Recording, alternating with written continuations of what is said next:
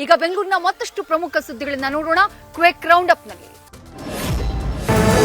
ಬೆಂಗಳೂರಿನಲ್ಲಿ 5 ಶಂಕಿತ ಉಗ್ರರ ಬಂಧನ ಪ್ರಕರಣಕ್ಕೆ ಸಂಬಂಧಿಸಿದಂತೆ ಎನ್ಐಎ ತಂಡ ಹೈಸ್ಪೀಡ್ ಇನ್ವೆಸ್ಟಿಗೇಷನ್ ಮಾಡ್ತಿದೆ.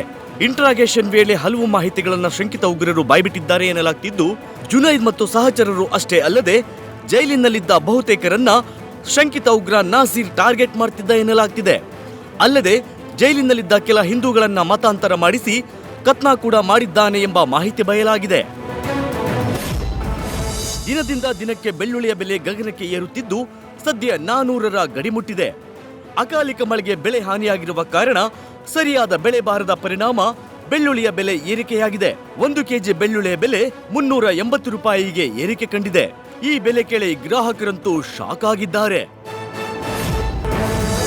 ಇನ್ಸ್ಪೆಕ್ಟರ್ ಶಂಕರ್ ನಾಯಕ್ ವಿರುದ್ಧ ರಿಕವರಿ ಹಣ ದುರುಪಯೋಗದ ಆರೋಪ ಪ್ರಕರಣಕ್ಕೆ ಸಂಬಂಧಪಟ್ಟಂತೆ ಸಿಸಿಬಿ ಅಧಿಕಾರಿಗಳು ಮಧ್ಯವರ್ತಿಯಾಗಿದ್ದ ಲೋಕನಾಥನನ್ನ ಅರೆಸ್ಟ್ ಮಾಡಿದ್ದಾರೆ. ಕಳ್ಳತನ ಪ್ರಕರಣದಲ್ಲಿ ರಿಕವರಿಯಾಗಿದ್ದ 75 ಲಕ್ಷ ಹಣ ದುರುಪಯೋಗಪಡಿಸಿಕೊಂಡಿದ್ದ ಶಂಕರ್ ನಾಯಕ್ ವಿರುದ್ಧ ಎಫ್ಐಆರ್ ದಾಖಲಾಗಿತ್ತು.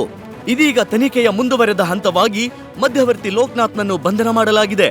ಅತ್ತ ಇನ್ಸ್ಪೆಕ್ಟರ್ ಶಂಕರ್ ನಾಯಕ್ನನ್ನು ಅಮಾನತು ಮಾಡಿ ಆದೇಶ ಹೊರಡಿಸಲಾಗಿದೆ. ನ್ಯೂಸ್ ಫಸ್ಟ್ ನಿರ್ಭೀತಿಯಿಂದ ನಿಮ್ಮ ಪರವಾಗಿ.